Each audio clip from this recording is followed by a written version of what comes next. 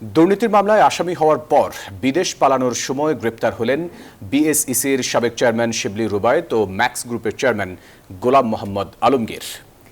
এ সময় তাদের কাছ থেকে বিদেশি মুদ্রা ও পাসপোর্ট জব্দ করা হয়। দুপুরে ব্রিফিংয়ে এই তথ্য জানান দুদক মহাপরিচালক আক্তার হোসেন। এছাড়া এদিন দুর্নীতির অভিযোগে সাবেক প্রতিমন্ত্রী মুন্নুজান সুফিয়ানের বিরুদ্ধে 2টি মামলা করেছে সংস্থাটি। গণঅভ্যুত্থানের মুখে 5 আগস্ট পদত্যাগ করা সাবেক প্রধানমন্ত্রী শেখ হাসিনা দেশ ছেড়ে পালানোর পরই আওয়ামী আমলের সুবিধাভোগীরা একে একে দুদকের জালে ধরা পড়তে শুরু করে। স্বয়ং শেখ হাসিনা ও তার পরিবারের দুর্নীতির তথ্য বেরিয়ে আসে সংস্থাটির অনুসন্ধানে। দুর্নীতির দায়ে গ্রেপ্তারের ধারাবাহিকতায় এবার যুক্ত হলেন ম্যাক্স গ্রুপের চেয়ারম্যান গোলাম মোহাম্মদ আলমগীর এবং বিএসইসির সাবেক চেয়ারম্যান শিবলি রুবাইয়াত। দুজনই গত রাতে দেশ ছেড়ে পালানোর সময় গোয়েন্দা পুলিশের হাতে গ্রেপ্তার হন। পরে জিজ্ঞাসাবাদের জন্য বুধবার দুপুরে দুদক কার্যালয়ে হাজির করা হয় তাদের।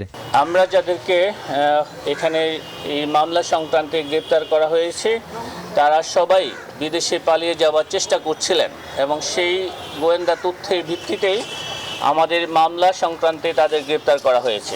গত 4 ফেব্রুয়ারি 28 কোটি টাকা দুর্নীতির অভিযোগে আলমগীরের বিরুদ্ধে মামলা হয়। এদিকে 3 কোটি 76 লাখ টাকার ঘুষ গ্রহণের অভিযোগে শিবলি রুবাইয়াত সহ 6 জনের বিরুদ্ধে মামলা করে দুদক।